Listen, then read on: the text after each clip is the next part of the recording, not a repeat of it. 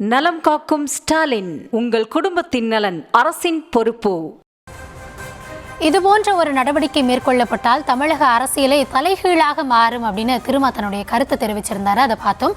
அடுத்ததா பாஜக தமிழகத்துல காலூன்றதுக்காக தான் வடமாநில வாக்காளர்களை தமிழக வாக்காளர்களாக மாற்ற பார்க்கறாங்க அப்படின்னு தமிழக வாழ்வுரிமை கட்சியினுடைய தலைவர் வேல்முருகன் குற்றம் சாட்டியிருக்காரு. அவர் சொன்னதை இப்போ விரிவா பார்க்கலாம். பீகார் மாநிலத்தைச் சேர்ந்தவர்கள் சுமார் 6.5 லட்சம் மக்கள் அதிகாரப்பூர்வமாக தமிழக வாக்காளராக சேர்க்கப்பட்டு இருப்பது பேரதிர்ச்சியை ஏற்படுத்தியிருக்கிறது. ஏற்கனவே பீகார், உத்தரப்பிரதேசம், ராஜஸ்தான், மத்திய பிரதேஷ் போன்ற வட இந்திய மாநிலங்களில் இந்தியை தாய்மொழியாக கொண்டவர்களின் எண்ணிக்கையும் வருகையும் என்பது மிக பெரிய அளவில் இருந்து கொண்டிருக்கிறது.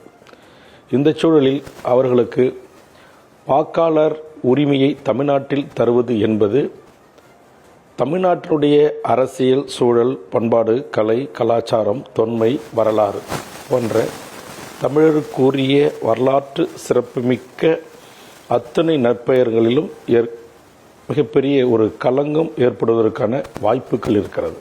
அதோடு மட்டுமல்லாமல் தமிழ்நாட்டின் அரசியல் என்பது, தமிழ்நாட்டு வாக்காளர்கள் மனநிலை என்பது இங்கு மத ரீதியாகவோ சாதி ரீதியாகவோ ஆதரிக்காமல் மக்கள் அனைவரும் ஒன்று, நாம் அனைவரும் ஒரு தாய் பிள்ளைகள் என்கிற ஒரு சமத்துவ, சமூக நீதி, சமநீதி கோட்பாட்டுடன் வாழக்கூடிய நிலம் தமிழர் நிலம்.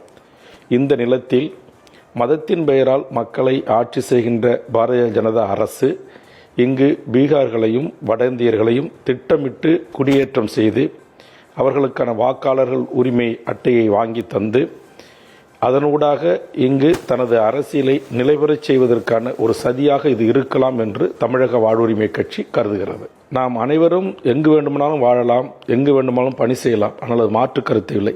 அதை திட்டமிட்டு ஒரு மாநிலத்தில் தன்னுடைய அரசியல் வாழ்வு இந்த மண்ணில் நிலைபெறவில்லை, இங்கு நாம் காலூன்ற வேரூன்ற முடியவில்லை என்பதற்காக இறக்கப்பட்டு அவர்களுக்கான ஒரே நாடு, ஒரே குடும்ப அட்டை, ஒரே ஓட்டுரிமை என்கிற நிலையை ஒன்றிய அரசு கொண்டு வருவது நிச்சயமாக ஏற்க முடியாது.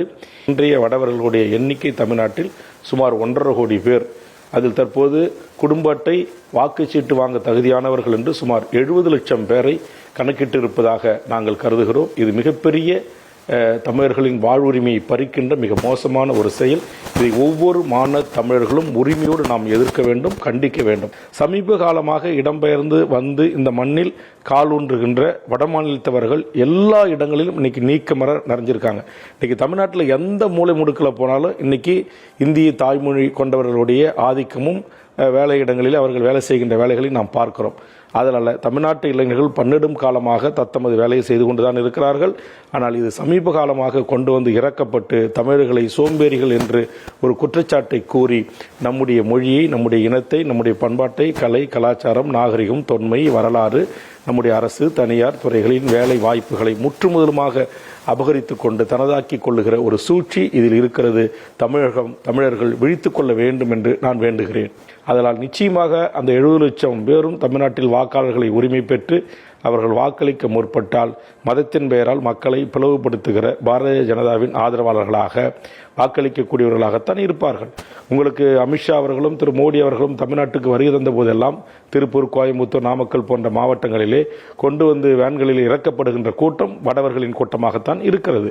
ஆக நிச்சயமாக இங்கு இத்தனை ஆண்டு காலம் கட்டி காக்கப்பட்ட தமிழ்ச் சமூகத்தின் அரசியல் வரலாறு என்பது நிச்சயம் மாறும். இதற்கு நாம் அனுமதிக்க கூடாது. நலம் காக்கும் ஸ்டாலின், உங்கள் குடும்பத்தின் நலன் அரசின் பொறுப்பு.